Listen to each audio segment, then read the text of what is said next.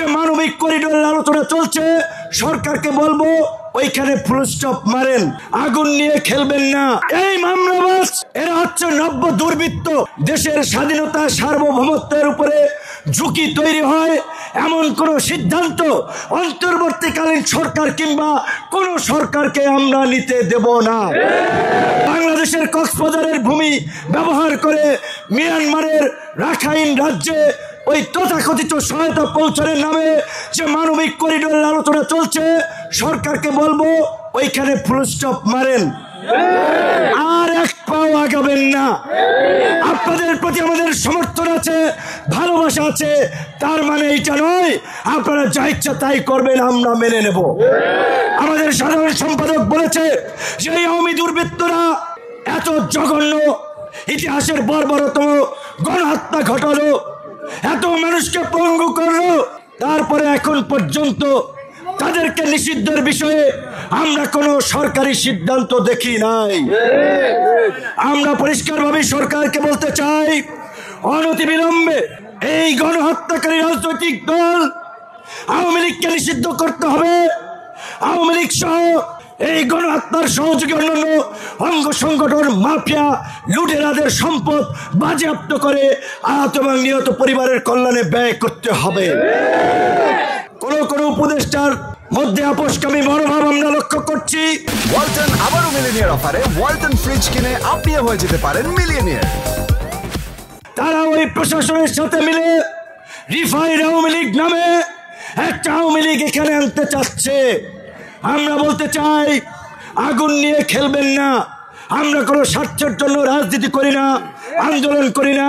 তবে একটা বিষয় পরিষ্কার, আওয়ামী লীগের প্রশ্নে গণ অধিকার পরিষদ বিন্দু মাত্র ছাড় দিবে না।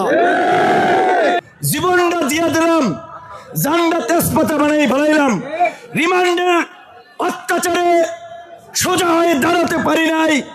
সেই সময়ে ভয় একটা ভীতিকর পরিবেশের মধ্যে আমাদের গুটি কয়েক আইনজীবী এখানে ইরশাদ ভাই আছেন, শওকত ভাই আছেন, তারা আমার গর্ভবতী স্ত্রীকে নিয়ে আদালতে মুভ করেছেন, আর শেখ শওকত ভাইকে ছাত্র হত্যার মামলার আসামি দেয়। এই মামলাবাজ এরা হচ্ছে নব্য দুর্বৃত্ত, এরা হচ্ছে এই সময় রাজাকার, যারা গণতন্ত্রের পক্ষের শক্তি, গণ অভ্যুত্থানের লড়াকু যোদ্ধা, তাদেরকে দেয় মামলার আসামি। আমাদের অপরাপর বন্ধু প্রতিম সংগঠন, এই গণ অভ্যুত্থানের অংশীদার রাজনৈতিক দল সমূহকে বলবো, বন্ধুগণ নির্বাচন কবে হবে আমরা কিন্তু জানি না। আমরা রাষ্ট্র সংস্কার চাই। প্রফেসর ইউনূসের প্রতি আমাদের পরিপূর্ণ শ্রদ্ধা ভালোবাসা আছে, তবে সামগ্রিক পরিস্থিতি আমার কাছে বেশি সুবিধার মনে হচ্ছে না। এই 16 বছরে আমাদের উপরে যে দৈত্য দানব চেপে বসেছিল, সেই দৈত্য দানবকে আমরা হঠাতে সক্ষম হয়েছি। কিন্তু অত্যন্ত দুঃখের বিষয়, দুর্ভাগ্যের বিষয়, আমাদের গুলিবিদ্ধ শ্রমিক নেতা, শ্রমিক অধিকার পরিষদের সভাপতি আব্দুর রহমান ভাই যেমনি ভাবে বলেছিল, শ্রমিকদের কথা কেউ মনে রাখে না, শ্রমিকদের কথা ভুলে যায়।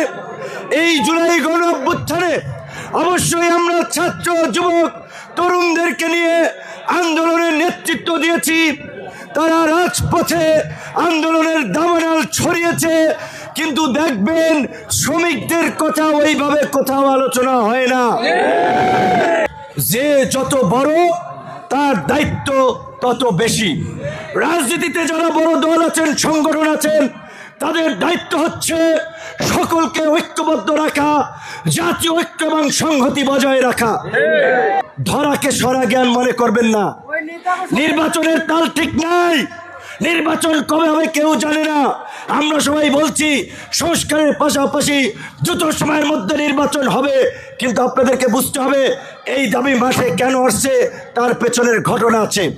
কাজে কেউ ক্ষমতায় না গিয়ে এখনই যদি মানুষের উপরে আধিপত্য বিস্তার, জুলুম নির্যাতন করেন, মানুষ কিন্তু ভোটের মাঠে তার জবাব দেবে।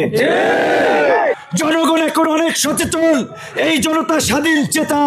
আগামী রাজনীতিতে আপনারা দেখবেন কিভাবে বৈপ্লবিক পরিবর্তন হয়।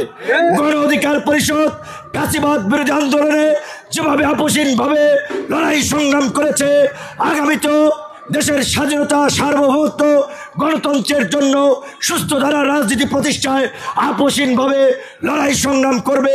জাতীয় ঐক্য এবং সংহতি প্রতিষ্ঠায় সকল দলকে নিয়ে একসাথে চলবে, একসাথে কাজ করবে। অন্যান্য রাজনৈতিক দলের প্রতিও সেই আহ্বান রেখে আমার বক্তব্য শেষ করছি। আল্লাহ হাফেজ।